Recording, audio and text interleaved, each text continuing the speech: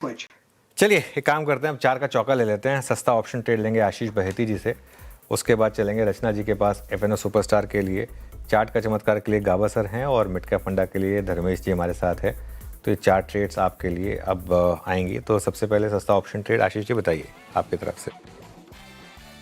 जी Petronet LNG यहाँ पे बहुत शानदार मोमेंटम बना हुआ है और एक क्लीन ब्रेकआउट देखने मिला है लोअर लेवल से। तो 290 की जो कॉल है उसमें खरीदारी की सलाह रहेगी। 4 रुपए पे ट्रेड कर रही है 290 की वाली कॉल। इसमें पोजीशन में जा सकती है। 3 रुपए का स्टॉप लॉस लगाना है और ऊपर में जो टारगेट रहेंगे इसके वो 6 रुपए तक के लेवल से इसमें देखे जा सकते हैं। ओके, चलिए इस बीच पेट्रोनेट की एक कॉल 290 की कॉल रचना वैद्य जी से बात करते हैं फिर सुपरस्टार के। रचना जी क्या पिक कर रही हैं आप? जी मेरी तरफ से आइशर मोटर्स रहेगा। जैसे हमने थोड़ी देर पहले बात करी कि ऑटोज में थोड़ा प्रॉब्लम है, तो आइशर मोटर्स को हम फ्यूचर्स पे शॉर्ट करेंगे 8000 पे।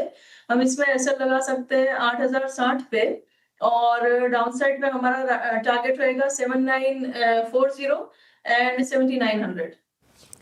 आयशर मोटर्स फ्यूचर्स में सेल करने की राय एफएनओ सुपरस्टार में। गाबर सर आपका चार्ट का चमत्कार? मेरा ध्यान है शॉर्टिंग कैंडिडेट इस बार जिसमें फटीग है वो है कल्याण ज्वेलर्स। ट्रेड करा है 591, स्टॉप लगाएंगे 600 करीब 9 रुपए का। टारगेट रहेगा 580 का कल्याण ज्वेलर्स। कल्याण ज्वेलर्स ये हो गई गाबा सर की पिक। मिड कैप फंडा के लिए धर्मेश जी के पास चला जाए। धर्मेश जी आप क्या पिक कर रहे हैं? नो जी, अभी 2-3 दिन पहले ही हम लोगों ने रेमंड्स रियल्टी पर एक इनिशिएटिंग कवरेज रिपोर्ट लेके आए थे। हालांकि Q1 के नंबर देखे तो वो देख के ऐसा लगता है कि निराशाजनक नंबर है, बट उसके पीछे जो कारण ये है कि पिछले साल उन्होंने 7 प्रोजेक्ट लॉन्चेस किए हैं और इस साल फर्स्ट क्वार्टर में 1 प्रोजेक्ट लॉन्च किया है। इनिशियली जब भी प्रोजेक्ट लॉन्च होता है तो पहला 3-4 क्वार्टर में मार्जिन में कंप्रेशन रहता है, बट अगर आप इनकी कलेक्शन देखें जो प्री सेल्स हैं उसके बाद जो कलेक्शन ये करते हैं वहां पर काफी स्ट्रॉन्ग रॉबस्ट कैश फ्लो चल रहा है। 52,000 करोड़ का इनका जीडीपी है टोटल प्रोजेक्ट्स का। 28,000 करोड़ के इन्होंने रोल आउट कर रखा है। 24,000 करोड़ के रोल आउट होने। लैंड बैंक जो थाने के लिए बहुत बातें चलती है उनका contribution less than 45% of the total revenue आ गया। 56% के आसपास अभी ये जेडीएस के थ्रू जो रीडेवलपमेंट ऑफ कॉर्पोरेट सोसाइटीज है मुंबई में उसमें करती है।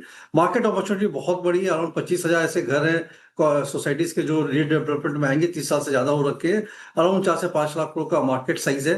हम लोगों ने इसका जो वैल्यूएशन निकाला वो है net operating profit after tax का डीसीएफ बेसिस पे निकाला है।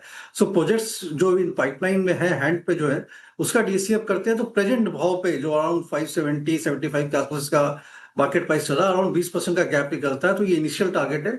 उसके बाद मैनेजमेंट का गाइडेंस है कि 6 से 10,000 करोड़ का हर साल ये जेडीएस के थ्रू प्रोजेक्ट रोल आउट करेंगे।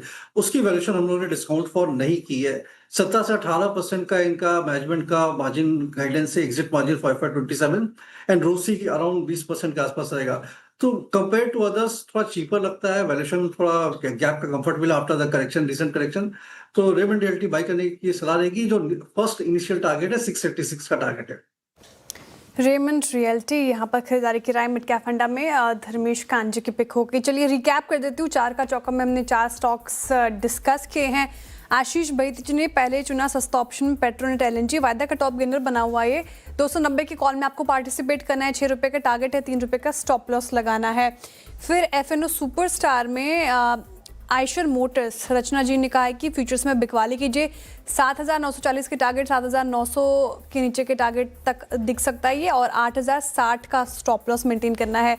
कल्याण ज्वेलर्स, चार्ट का चमत्कार गाबा सर को इसमें फटीग नजर आ रहा है। 580 के नीचे के टारगेट है, 600 का स्टॉप लॉस। और आखिर में रेमंड रियल्टी ये पसंद आ रहा है मिड कैप फंडा में धर्मेश कांजी को। 686 के टारगेट के लिए आप इसे देख सकते हैं इस पर्टिकुलर काउंटर को।